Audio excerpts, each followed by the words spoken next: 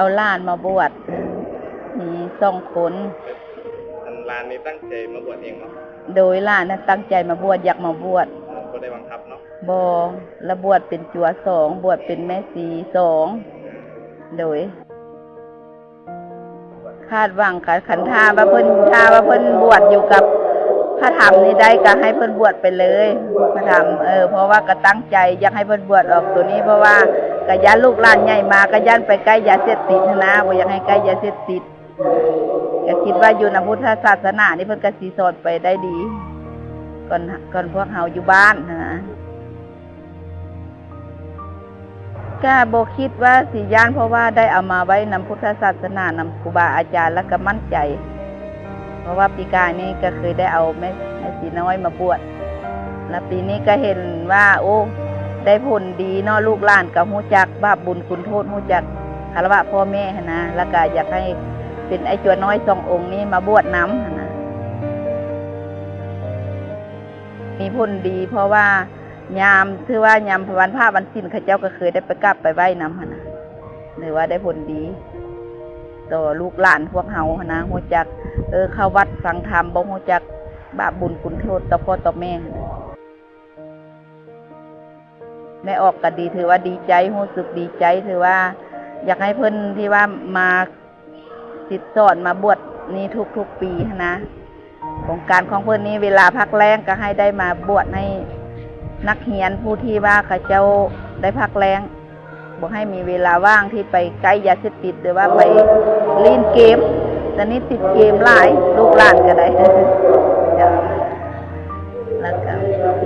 ถือว่าดีใจหลายต่อโครงการนี้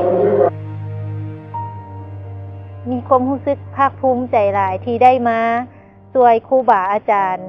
เผยแผ่ธรรมะช่วยงานพุทธศาสนาหวังอยากให้เด็กน้อยโน่แหน่งของประเทศชาติได้มาศึกษาเกี่ยวกับพระพุทธศาสนาให้หลายๆขึ้นแล้วก็ช่วยกันเผยแผ่ให้ธรรมะให้พุทธศาสนาให้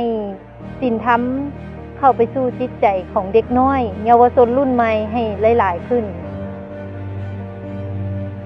อยากฝากไว้ต่อโครงการนี้ก็คืออยากให้โครงการนี้ดำรงไปดนๆเช่นว่าให้ครูบาอาจารย์เป็นทีมงานที่เข้มแข็งแล้วก็ช่วยกันสู้เป็นทีมงานที่แข็งแกร่งสู้อุปสรรคไปนำกันสามัคคีกัน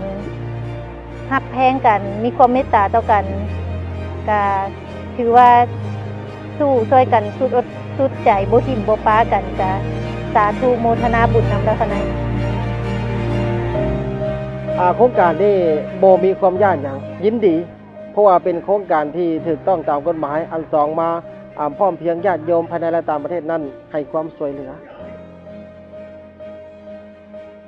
ความคาดหวังหนึ่งเขาจะให้ลูกหลานพ่อแม่ประชาชนเข้ามาในทางพุทธศาสนาแล้ว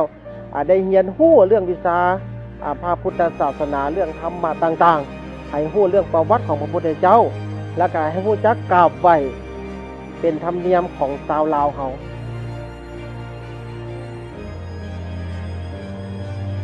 ความรู้สึกดีใจ